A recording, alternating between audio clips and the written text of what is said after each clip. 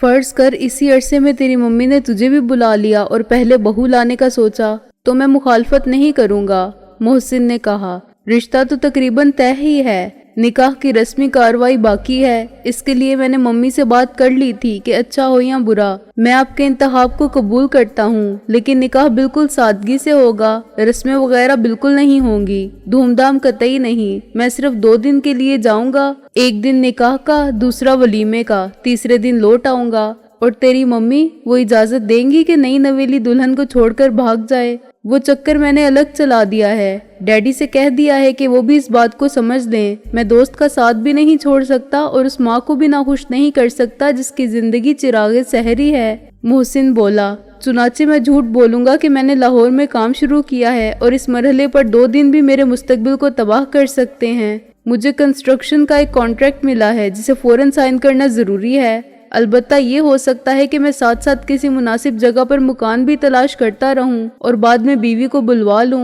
اس عرصے میں بیوی جہاں چاہے رہے، اس کے 2 گھر ہیں، اپنے ماں باپ کا اور میرے ماں باپ کا۔ فوزیہ کی رخصتی کے لیے تجھے پھر جانا پڑے گا، میں نے کہا۔ اس کے لیے ڈیڈی کچھ ایسا انتظام کر رہے ہیں کہ دونوں کام ایک ساتھ ہو جائیں، ایک بارات آئے ایک جائے، محسن بولا۔ تیرے ڈیڈی اب تک مجھ سے بدظن نہیں ہوئے، میں نے پہلے تو فوزیہ کو قبول نہیں کیا، اگر تیرے انکار سے ممی نہ خوش ہوتی تو ڈیڈی بھی تجھے معاف نہ کرتے، وہ بولا، لیکن ممی اس شادی کے شروع سے خلاف تھی، تیرے انکار کے بعد ڈیڈی کو موقع مل گیا کہ انہیں اپنی خوشی کرنے دیں۔ انہوں نے یہ بھی نہیں کہا کہ سکندر کے ساتھ رہ کر مصیبت میں گرفتار ہونے اور زندگی کا خطرہ مول لینے کی کیا ضرورت ہے، نہیں، یہ بات وہ کبھی نہیں کہہ سکتے، محسن نے پورے یقین کے ساتھ کہا۔ وہ خود بہت وفادار اور رسول پرست آدمی ہیں، انہوں نے چچا وزیران مرحوم سے جس طرح دوستی نبھائی وہ اس کی مثال ہے، وہ مجھے دوستی نبھانے سے کیسے روک سکتے ہیں؟ بلکہ میرا تو خیال ہے اگر ان حالات میں تیرا ساتھ نہ دیتا تو ان کو افسوس ہوتا، اب تو وہ مطمئن ہوں گے کہ بیٹا ان سے کم نہیں رہا۔ تم لوگ ناشتہ بھی کرو گے یا ایک دوسرے کا سر کھاتے رہو گے؟ رابعہ نے اندر آ کے ہمیں ڈانٹا۔ آپ کے سر عزیز کی قسم، آپ نے ٹوکا نہ ہوتا تو سر کیا ہم ایک دوسرے کو سالم نگل جاتے، محسن نے کہا۔ لیکن محسن خان شیروانی، ہم آدم خور تو نہیں ہیں، میں نے کہا، ہوا خور ہیں۔ قبلہ آپ لام کو حذف کر گئے، غالباً آپ حلوہ خور کہنا چاہتے تھے۔ عزیزہ، کیا ناشتے میں حلوہ پوری ملے گا؟ محسن نے مفروضہ داڑھی پر ہاتھ پھیرا۔ میں تو جا رہی ہوں کورٹ، رابعہ نے ضد ہو کے کہا، میں 11 بجے کا ٹائم لگواؤں گی، نہیں پہنچو گے تو ڈنر جیل میں کرو گے۔ اور لنچ؟ میں نے پوچھا۔ حوالات میں آج کل مینیو کیا ہوتا ہے، چائنیز یا انگلش؟ مگر میری بات پوری ہونے تک وہ دروازے تک پہنچ چکی تھی۔ ہم دونوں نے ایک ساتھ کہا مارا اور حیران ہوئے کہ ان حالات میں بھی ہم ہنسنا نہیں بھولے اور خطرات، حادثات اور سختی حالات کے باوجود ہنس کے فکر و غم کی گرد کو جھاڑ سکتے ہیں۔ اب برادر، میں نسبتی کہتے کہتے رک گیا۔ تو جا استاد ٹیڈی کو پکڑ۔ کہاں سے پکڑوں؟ وہ تو شیخ کو ٹالا تھا، محسن نے کہا۔ مجھے کیا معلوم وہ کہاں ہوگا، اس کے ٹھکانے دیکھ اور اگر وہ مل جائے تو اس کو ساری صورتحال سمجھا کے لے آ، میں نے کہا۔ وہ دے گا وہی بیان جو میں نے اس سے منسوب کر دیا تھا، محسن نے مشتبہ لہجے میں سوال کیا۔ ٹیڈی دل کا شیر ہے اور بہت اچھا قابل اعتماد اور مخلص دوست بن سکتا ہے، میں نے کہا۔ المیہ وہی ہے کہ زمانے نے اس سے دشمنی کی اور وہ راستے سے بھٹک گیا۔ وحشی جانور کو بھی پیار سے اپنی مرضی کا تابع بنایا جا سکتا ہے، ٹیڈی بھی پیار سے محرومی کا شکار ہے، اسے کسی نے اپنایا نہیں ہے، ہم نے اسے عزت دی اور اس کی نیکی کو پہچانا۔ وہ شہلا کو بہن سمجھتا ہے اور ہمیں دوست، حالانکہ ہمارے معاشرے کے معیار پر اس میں اور ہم میں بہت فرق ہے۔ کمزور لوگوں کے لیے وہ اچھوت رہا ہے، معزز، تعلیم یافتہ اور شریف لوگوں میں جگہ مل جائے تو وہ بھی سدھر سکتا ہے۔ مجھے یقین ہے کہ اس جنگ میں وہ ہمارا اتنا ہی اچھا مددگار ثابت ہو سکتا ہے جتنا فومانچو تھا یا رابعہ ہے۔ ہم دوسرے کمرے میں ناشتے کے لیے گئے تو اسلام آباد جانے والے تیار تھے۔ فوزیہ نے شہلا کے چند جوڑے اپنے سوٹ کیس میں رکھ لیے تھے۔ ان دونوں کی جسمانی ساخت ایک جیسی تھی، چنانچہ شہلا اسلام آباد میں فوزیہ کے جوتے کپڑے بھی استعمال کر سکتی تھی۔ باقی تمام چیزوں کے لیے اس نے شہلا سے کہہ دیا تھا کہ گھر میں سب کچھ ہے اور نہیں ہوگا تو آ جائے گا۔ شہلا اس عمل انتقال سے زیادہ مطمئن نظر نہیں آتی تھی، مگر دونوں بزرگوں یعنی رضوی اور شیروانی صاحبان کے سامنے وہ کچھ نہ بول سکی۔ پھر رابعہ نے اور بیگم رضوی نے بھی اسے سمجھا دیا کہ پنڈی میں محسن کا گھر بھی غیر کا گھر نہیں ہے، شاید وہ خود بھی وقتی طور پر اس ماحول سے چھٹکارا چاہتی تھی۔ क्योंकि इसे मालूम था आइंदा चंद दिन में क्या होगा। इसने 1 माह के लिए तो जाना कबूल किया था। फौजिया ने तो इसे नहीं बताया था, लेकिन राबिया ने बता दिया था कि 1 माह के अंदर अंदर फौजिया की रुखसती है और इसकी माँ बीमार है, चुनाचे वो शादी के काम में मदद कर सकती है। बेचारी लड़की के साथ दोहरा अलमिया था। एक तो फौजिया की शादी की बात ऐसे वक्त में की गई जब खुद इसकी अपनी माँ की मौत को 1 दिन भी नहीं हुआ था। वो लाख हकीकी माँ ना सही, शहला का गम तो कम ना था। फिर इसे ये नहीं बताया गया था कि फौजिया के साथ ही मोहसिन की शादी भी तय हो चुकी है। वो मोहसिन को चाहने लगी थी और ये कोई ढकी छुपी बात नहीं थी। कम से कम मैं और राबिया इसके जज्बात को बहुत पहले समझ चुके थे और मेरा अंदाजा भी ये था कि मोहसिन मजबूर ना होता तो शादी के लिए कभी तैयार ना होता। नाश्ते के दौरान मैंने इस तमाम सूरत हाल पर गौर किया और मुझे ये बात मुनासिब लगी कि 1 माह बाद वो लौट आए। उस वक्त तक यहाँ तजहीरो तकफीन के और कानूनी कार्रवाई के सारे मरहले पूरे हो चुके होंगे। पुलिस ख्वामखा शहला का बयान नहीं लेगी और डिसिल्वा से इसके ताल्लुकात को जेर बहस नहीं लाएगी। रिजवी साहब कह देंगे कि वो तो पिंडी में है। शहला ने भी मेरे बयान पर यकीन कर लिया था कि इसकी माँ को मुजरिमों ने रावी में फेंक दिया है। इसके नुक्ता नज़र से अब तजहीरो तकफीन के इम्कानात ही न रहे थे। हम में से कोई भी ये पसंद ना करता कि वो माँ की मसक शुदा लाश देखे। शहला बहुत रोने धोने के साथ जाने पर तैयार हो गई थी, लेकिन इसका 1 माह बाद लौट आना भी उतना ही जरूरी था जितना इस वक्त यहाँ से चले जाना। 1 माह बाद अगर प्रोग्राम के मुताबिक मोहसिन की शादी हो गई तो ये शहला के लिए एक और जज्बाती सानेहा होगा। फिर फौजिया रुखसत हो चुकी होगी, चुनाचे इसे तसल्ली देने वाला भी कोई ना होगा। फौजिया की माँ के लिए वो जिंदगी का आखिरी महीना होगा और उनकी हालत इस वक्त तक यकीनन हासी खराब हो जाएगी। मोहसिन की बीवी अगर तीसरे दिन वालिदैन के घर जा बैठी तो तीमारदारी के लिए सिर्फ शहला रह जाएगी। मोहसिन ने तो मुझे साफ बता दिया था कि वो शादी के लिए गया भी तो 2 दिन के लिए जाएगा और लौट आएगा। फिर शहला के लिए वहाँ भी एक अलमनाक मौत का नजारा करने और अपना दुख दुनिया से छुपाए रखने का दोहरा अजाब होगा। चुनाचे बेहतर यही होगा कि वो इस वक्त से पहले ही वापस आ जाए और यहाँ हम सब मिलकर इसको फिर जिंदगी की जदोजहद में नई दिलचस्पी के साथ शरीक होने पर मजबूर कर दें। ऐन उस वक्त जब बाकी लोग गाड़ी में बैठ चुके थे, मैंने शहला को 1 मिनट के लिए एक तरफ बुलाया। तुम्हें मालूम है शहला कि मोहसिन की माँ बीमार है? मैंने कहा। जी भाईजान, राबिया बाजी ने मुझे बताया था कि फौजिया की शादी भी आइंदा माह तक मुतवक्को है, वो बोली, और ये शादी हंगामी हालात में इसीलिए की जा रही है। मैंने कहा क्योंकि मिसेस शेरवानी की जिंदगी गैर मुतवक्को है। वो मेरी बात पर कुछ हैरान हुई। क्या बीमारी लाहक है उन्हें सिकंदर भाई? उन्हें सरतान है। मैंने कहा ये बात डॉक्टरों ने बहुत पहले बता दी थी कि उन्हें ज्यादा से ज्यादा 6 माह जीना है। अब अंकल शेरवानी ने कहा है कि उनकी जिंदगी के 2 माह भी नहीं रहे, कोई मुआवजा ही उन्हें बचा सकता है। क्या ये बात फौजिया को और मोहसिन को मालूम है? वो सहम कर बोली, हाँ ये बात सबको मालूम है सिवाय खुद मोहसिन की माँ के। मैंने कहा लेकिन मेरा ख्याल है उन्हें भी मालूम हो चुका है। हकीकत कभी छुपी नहीं रहती, सब एक दूसरे के झूठ का भरम रख रहे हैं और ये भरम तुमको भी रखना है। मैंने अल्फाज की तलाश के लिए सख्त जदोजहद की, लेकिन अचानक मेरे जहन में खला रह गया। चलो भाई, ये क्या कॉन्फ्रेंस शुरू कर दी है? बाहर से शेरवानी साहब की आवाज आई। 1 मिनट अंकल, मैंने चिल्ला कर कहा। फिर मैंने महसूस किया कि वक्त कम है। तल्ख हकीकत को खूबसूरत अल्फाज का जामा पहनाने से कोई फर्क नहीं पड़ता था। बात यह है शहला कि मोहसिन, फौजिया और इनके वालिद मिलकर कोशिश कर रहे हैं कि एक शख्स की जिंदगी के आखिरी अयाम में जो मांगे उसे दे दिया जाए, उसकी खुशी को मुकद्दम रखा जाए और इसे दुनिया से यूं रुखसत किया जाए कि इसे अपनों से कोई गिला ना हो। इन सब ने अपने मकसद के हसूल के लिए हर कुर्बानी देने का अज़म कर रखा है। मैंने सुना है कि वो मोहसिन की शादी भी अपनी जिंदगी में ही करना चाहती हैं। इसमें मोहसिन की पसंद का कोई सवाल नहीं, वो मजबूर है। इस इंकशाफे हकीकत के एक लम्हे में शहला के जज्बात का जो अक्स उसकी सूरत पर नमूदार हुआ, इसे अल्फाज में बयान करना मेरे लिए नामुमकिन है। इसने एक बार नजर झुकाई और फिर सर उठा के मुझे देखा तो वो मुझे बिल्कुल अजनबी लगी। ये आप मुझे क्यों बता रहे हैं? मेरा मतलब है कि आपको शक है कि मैं इस आजमाइश में पूरी नहीं उतरूंगी? वो बोली। नहीं, मैंने कहा, मैं सिर्फ ये चाहता था कि जहाँ तुम जा रही हो वहाँ के बारे में हालात का कोई पहलू तुमसे पोशीदा ना रहे। वैसे मुझे तुम पर पूरा इत्तमाद है। इस इत्तमाद का बहुत बहुत शुक्रिया भाईजान, शहला ने तंज़-ए-मेज़ तल्खी से कहा। शायद मैं इसकी मुस्तहिक नहीं थी, मगर फिर भी मैं कोशिश करूंगी कि किसी को मुझसे शिकायत ना हो। खुदा हाफिज। इसकी बात का हर लफ्ज मेरे दिल में तीर की तरह पेवस्त हो गया। वो पलटी और तेज तेज कदमों से चलती हुई बाहर निकल गई। محسن پہلے ہی استاد ٹیڈی کا کھوج لگانے جا چکا تھا۔ میں وہیں کھڑا سوچتا رہا کہ کیا وہ اس وقت موجود ہوتا تو شہلا کو جانے دیتا۔ غالباً کسی نے اس سے پوچھا ہی نہیں تھا اور انکل رضوی اور انکل شیروانی نے یہ فیصلہ خود ہی کر لیا تھا۔ انہیں اندازہ کہاں تھا کہ شہلا اور محسن کے دلوں میں ایک دوسرے کے لیے جذبات کی نوعیت کیا ہے۔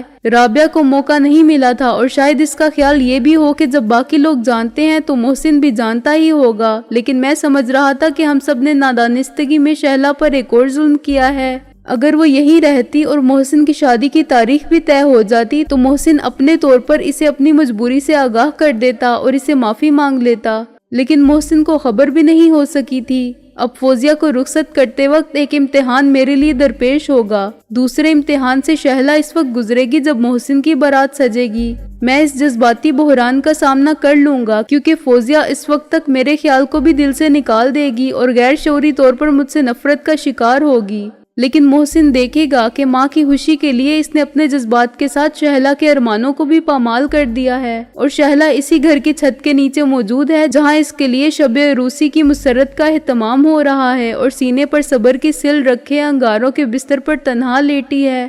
باہر سے کار کے سٹارٹ ہونے کی آواز آئی، پھر یہ آواز دور ہونے لگی اور چند سیکنڈ میں فضا کے سکوت کا ایک حصہ بن کے کھو گئی۔ انکل شیروانی نے مجھے بدتمیز سمجھا ہوگا کہ خدا حافظ کہنے کے لیے دروازے سے باہر بھی نہیں آیا۔ فوزیہ نے مجھے مجرم سمجھا ہوگا جس میں اتنی ہمت ہی نہ تھی کہ اپنا چہرہ دکھا سکے۔ شہلا نے مجھے وہ بھائی سمجھا ہوگا جس نے سہارا دے کر اسے بے سہارا کر دیا۔ بیگم رضوی نے میرے کاندھے پر ہاتھ رکھا تو میں چونکا۔ یہ کیا رونی شکل بنائے کھڑے ہو؟ انہوں نے کہا، کوئی تم سے ملنے آیا بیٹھا ہے۔ مجھ سے اس وقت کون ملنے آ گیا؟ میں نے حیران ہو کے کہا، وہ جسے تم ڈبل ایس آئی شیخ کہتے ہو۔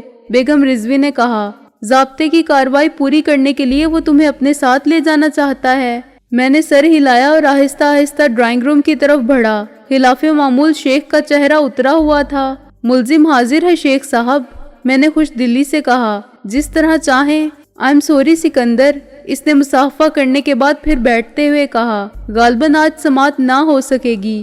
شیدے اور عبدل کے کیس کا چالان ہی پولیس نے مکمل نہیں کیا ہے، پھر بھی حاضری تو ضروری ہے، اور جب تک چالان پیش نہیں کیا جائے گا اس وقت تک کیا ہوگا؟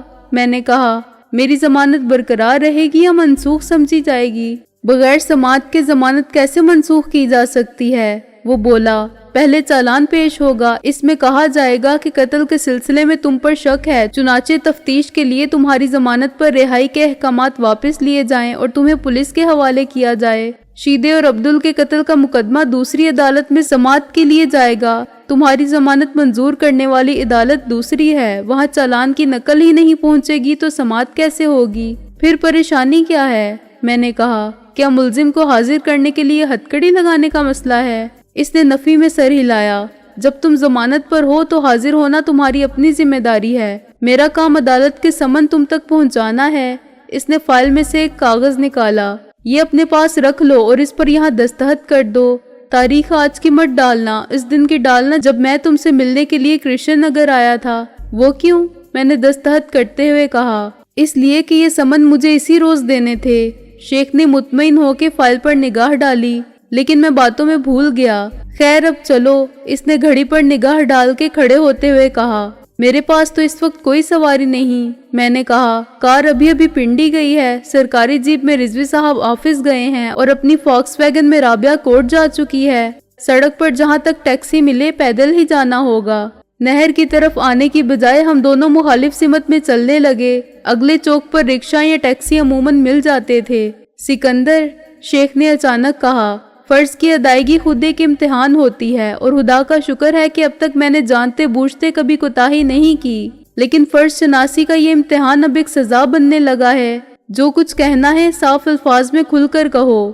کسی نے دھمکی دی ہے تمہیں؟ میں نے کہا، ہاں، مختلف اوقات میں اور مختلف طریقوں سے مجھے سمجھانے کی کوشش کی جا رہی ہے۔ وہ بولا، سب سے پہلے تو اسی دن جب میں کرشن نگر میں تمہاری بہن شہلا کے مکان سے نکلا تو کچھ لوگ میرے انتظار میں تھے۔ باہر نکلتے ہی مجھے ٹیکسی نظر آ گئی اور اس سے پہلے کہ وہ بات کرتے میں روانہ ہو گیا۔ انہوں نے ایک جیپ میں تعاقب کیا، لیکن میری خوش قسمتی یا ان کی بدبختی کہ ایک ٹائر فلیٹ ہو گیا۔ مجھے تو معلوم ہی نہیں ہوا تھا کہ میرے پیچھے بھی کوئی ہے۔ اگر یہ معمولی سا حادثہ نہ پیش آتا تو وہ لوگ وہیں معاملہ طے کر لیتے۔ کس بات کا معاملہ؟ میں نے کہا وہ ٹیپ تو میرے پاس نہیں ہے جس پر میں نے عبدل کے مرنے سے پہلے اس کا ٹیلی فون پر موصول ہونے والا پیغام ریکارڈ کیا تھا، مگر محرر نے اپنے ہاتھ سے جو نقل بنائی تھی وہ میرے پاس تھی۔ اگر وہ نقل بھی نہ ہو تو خود محرر بھی صاف انکار کر سکتا ہے کہ کیسا ٹیپ اور کیسا تحریری بیان۔ میں نے تو اپنے ہاتھ سے کچھ بھی نہیں لکھا۔ غالباً ان لوگوں نے میر محمد کی اطلاع پر محرر سے رابطہ قائم کیا تھا۔ محرر بیچارے نے کہا ہوگا کہ میں اب کیا کروں، تحریر میرے ہاتھ کی ہے لیکن دوسروں کے ہاتھ پڑ چکی ہے، اب زیادہ سے زیادہ میں یہی کر سکتا ہوں کہ شیخ صاحب پر زبردستی وہ بیان لکھوانے کا غلط الزام عائد کر دوں، مگر یہ بہت کمزور موقف ہوگا۔ سکندر کے وکیل بہت بڑے ہیں اور اس کے ساتھ ایک SSP بھی ہے جو میری ایسی تیسی کر سکتا ہے۔ اگر وہ تحریر محرر کے پاس ہوتی یا تھانے میں ہوتی تو مجرم یقیناً ہر قیمت پر اسے حاصل کر لیتے۔ کیا اب وہ منہ مانگی قیمت دینے کی پوزیشن میں نہیں رہے؟ میں نے کہا نہیں، وہ تحریر کسی کی دسترس میں نہیں رہی۔ شیخ مسکرایا۔ پہلی ناکامی کے بعد کسی نے میرے گھر فون کیا اور مجھ سے صاف بات کی۔ انہوں نے کہا تھا کہ میں کوئی بیان ہی نہ دوں اور اگر دوں تو اس میں عبدل کے ٹیلی فون کا کوئی ذکر نہ کروں۔ میں نے پوچھا کہ جناب کون ہے، یہ مطالبہ کیوں فرما رہے ہیں اور اس کیس میں اتنی دلچسپی لینے کی وجہ کیا ہے؟ مجھے جواب ملا کہ شیخ صاحب آپ واقعی جولاہے ہیں، بھائی آدمی کو آم کھانے چاہیے یا پیڑ شمار کرنے میں وقت ضائع کرنا چاہیے؟ عقل سے کام لو، ہماری بات ماننے میں فائدہ ہے تو فائدہ اٹھاؤ۔ ہم بھی کیٹو سر کرنے کا مطالبہ تو نہیں کر رہے ہیں، خاموش رہنا بھی کوئی مشکل کام ہے اور اگر محض خاموش رہنے کے 1 لاکھ مل جائیں تو کیا ذرا جائز ہے؟ میں نے کہا لاکھ کے بعد ہوتا ہے کروڑ، اس کے بعد ارب اور خرب، مگر ان سے پہلے ہوتا ہے اصول۔ اس کے معنی جانتے ہو؟ میرا دستور ہے کہ میرے اصول قابل فروخت تو خرید نہیں، چنانچہ اعداد و شمار کے چکر میں مت پڑو، اپنی دولت بچاؤ اور جیسا کہ تم نے ابھی کہا ہے مجھ جولاہے کی بات ماننے میں فائدہ ہے تو فائدہ ضرور اٹھاؤ۔ پھر میں نے فون بند کر دیا، لیکن اس شخص نے پھر فون کیا اور رقم بڑھا کے 5 لاکھ تک کر دی۔ اس وقت مجھ سے ایک غلطی ہو گئی، میں نے کہہ دیا کہ اب میں ٹیلی فون ایکسچینج سے شکایت کر رہا ہوں اور تم نے فون کیا تو مجھے معلوم ہو جائے گا کہ تم کہاں سے بات کر رہے ہو اور ہو سکتا ہے وہاں آبزرویشن پر سب ریکارڈ ہو جائے۔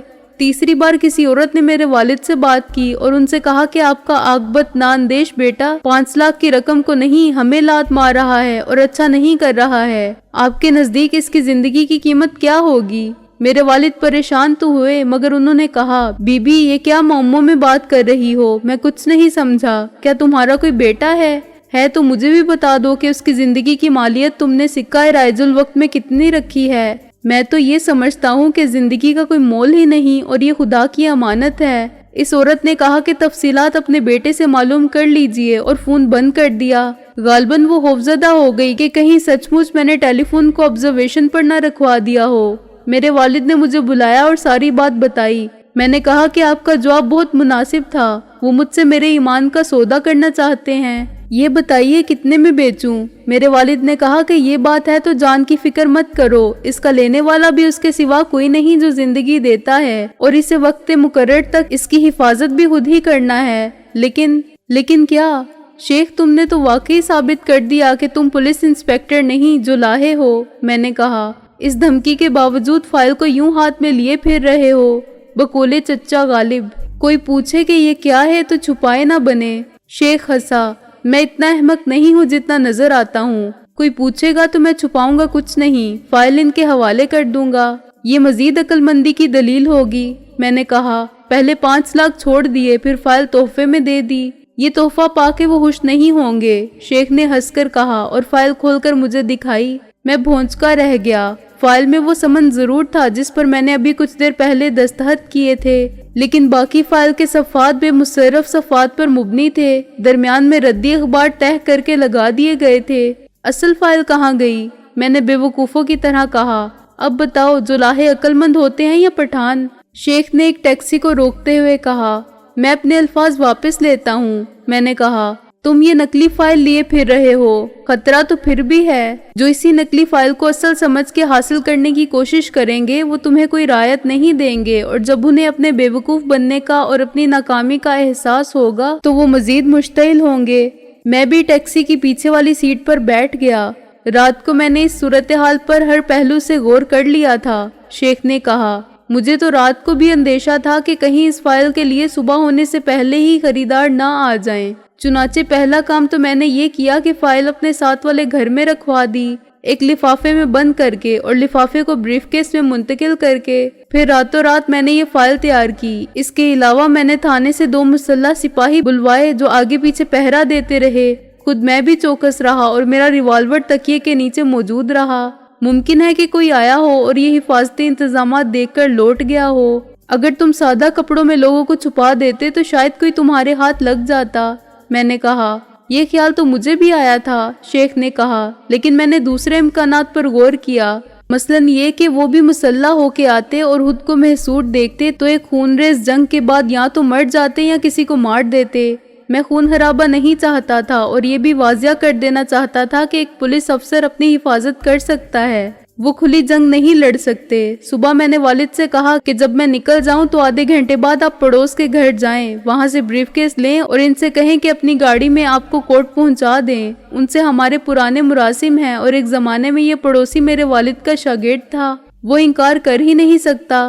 कोर्ट जाने के बाद वो ब्रीफकेस राबिया कारी एडवोकेट के हवाले कर दें और लौट आएं। बार रूम से मिस राबिया कारी का पता चल जाएगा। वो ना मिले तो अब्दुल वदूद मंजर नाम के एडवोकेट से मिल लें और इन्हें सारी बात बता दें। फिर मैं पहुंच जाऊंगा और अगर ना भी पहुंचा तो फाइल बहरहाल अदालत की तहवील में पहुंच जाएगी। एक मर्तबा एडिशनल डिस्ट्रिक्ट एंड सेशन जज इस मुहर्रर के लिखे हुए बयान को पढ़ लें और मेरा बयान सुन लें। मैं गुज़िश्ता शब टेलीफोन पर होने वाली गुफ्तगू का जिक्र भी करूंगा और मेरे वालिद भी बयान हल्फी दाखिल करेंगे। इसके बाद कोई खतरा नहीं। लेकिन शेख वो मुहर्रर, अभी मेरा जुमला मुकम्मल भी नहीं हुआ था कि एक जबरदस्त धमाका हुआ। टैक्सी ड्राइवर ने सख्त कोशिश करके टैक्सी को बेकाबू होने और उल्टने से बचा लिया, मगर इसे एक दीवार के साथ टकराने से नहीं बचा सका। मैं और शेख तसादुम के बाद एक दूसरे पर गिरे मगर फौरन संभल गए। मेरे कानों में हेडलाइट्स और सामने के विंड स्क्रीन का शीशा टूटकर बिखरने की आवाज आई और शीशे के जर्रे उड़कर अंदर आए।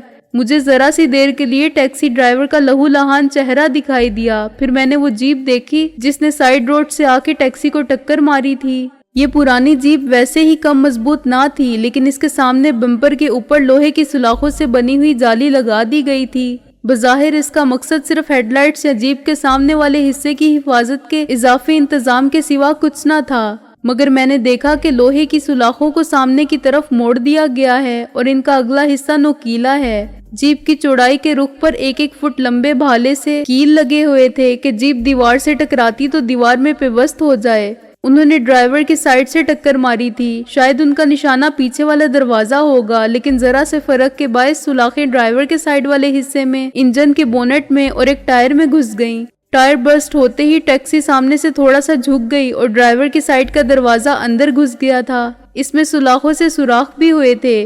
टैक्सी ड्राइवर बाल बाल बच गया था। खुद मैंने जब इसी तरफ से दरवाजा खोल के बाहर निकलने की कोशिश की तो मुझे मालूम हुआ कि पीछे वाला दरवाजा भी एक सुलाख ने सील कर दिया है। मैं और शेख तकरीबन एक साथ ही दूसरी तरफ से बाहर निकले। मेरा ख्याल था कि शेख ने रिवॉल्वर जरूर निकाल लिया होगा, मगर इसने ऐसा नहीं किया। जीप में से उतरने वाले 2 अफराद ने हमारा रास्ता इस तरह रोक लिया कि हम खुद भी दीवार से लग गए। वो दोनों कदो कामत में हमसे वसी थे, मगर असल खतरे की बात ये थी कि एक चंद कदम पीछे था और इसने एक हाथ में रिवॉल्वर पकड़ रखा था जिसका रुख कार की तरफ था। दोनों ने मुंह पर ढाटे बांधे हुए थे। इंस्पेक्टर साहब, ये फाइल। आगे रहने वाले ने हाथ बढ़ाया, मगर वो अब भी हमसे काफी दूर था। लेकिन क्या तुमने 5 लाख? कल मेरी बात हुई थी, शेख ने हकला कर कहा। इस शख्स ने कहकहा मारा और फिर शेख को एक गाली दी। वो कल की बात थी, कल के साथ गई। ये तो बड़ी ज्यादती है, शेख ने मजलूम बन के फरियाद की। ये सब अदाकारी थी। चलो 1 लाख ही दे दो, बकवास नहीं चाहिए। फाइल फेंक इधर, इसने मजीद गलासत का इजाफा किया। शेख ने फाइल इसकी तरफ फेंक दी, जिसे इसने बड़ी फुर्ती से उठा लिया। इसका दूसरा साथी एक लम्हे के लिए भी गाफिल नहीं हुआ। मैं जरा भी मुस्तैदी दिखाता तो यकीनन गोली चला देता। इसकी नीयत का अंदाजा इसकी आंखों से हो रहा था। शायद इसे अच्छी तरह ब्रीफ कर दिया गया था कि इंस्पेक्टर के पास तो खैर रिवॉल्वर होगा ही, मगर इसके साथ जो शख्स खाली हाथ होगा वो ज्यादा खतरनाक है। इसे मौका दिया तो वो पलक झपकते में गर्दन तोड़ देगा। मैंने और शेख ने बेबसी से एक दूसरे की तरफ देखा और अपने हरीफों को कामयाबी पर मसरूर होने का मौका दिया। अचानक एक कार नमूदार हुई। जहां हम मजबूर बने खड़े थे वहां से सुबह सुबह गुजरने वाला कोई ना था। चुनाचे इस कार को देखकर मुझे थोड़ी सी खुशी हुई, मगर ये खुशी पल भर की भी ना थी। कार पर कोई नंबर नहीं था। मैंने सोचा था कि नंबर नोट करके एक गवाह तो पैदा कर लूंगा जो बाद में चश्मदीद वाकयात बयान कर सकेगा। कार सीधी हमारे सामने आ रुकी। फाइल वाला एक एक कदम पीछे हटा और कार के ड्राइवर ने उसके लिए पीछे का दरवाजा खोल दिया। इसने कार में बैठे ही रिवॉल्वर खिड़की से बाहर निकाला और अपने दूसरे साथी को वापसी का हुक्म दिया। दूसरा शख्स दूसरी तरफ से कार में जा बैठा। कार एक झटके से रवाना हुई और हैरत अंगेज रफ्तार से सीधी इस सड़क पर दौड़ने लगी जिस पर हम पैदल चल के आए थे। इसके बाद शेख ने बड़ी तेजी से रिवॉल्वर निकाला और कार के टायरों का निशाना लेकर फायर किया, मगर इसकी गोली के निकलने से चंद सेकंड कबल फरार होने वाले मुजरिमों ने खिड़की में से कोई चीज बाहर फेंकी जो चौराहे पर गिर के धमाके से फटी और धुएं का एक गहरा स्याह बादल उठा जिसने कार को हमारी नजरों से छुपा लिया। इस कसीफ धुएं के पार्ट देखना इतना ही मुश्किल था जितना किसी 1 फीट मोटी दीवार के पार्ट देखना। शेख का निशाना हता हो गया। वो बेख्तियार पीछे दौड़ा, मगर मैंने इसे रोक लिया। पागल हुए हो, वो बहुत दूर जा चुके हैं। मैंने कहा, हम इनका पीछा नहीं कर सकते। जितनी देर में हमें कोई सवारी मिलेगी वो मीलों दूर जा चुके होंगे। अब खैरियत इसी में है कि यहाँ से निकल चलो, लोग जमा हो रहे हैं।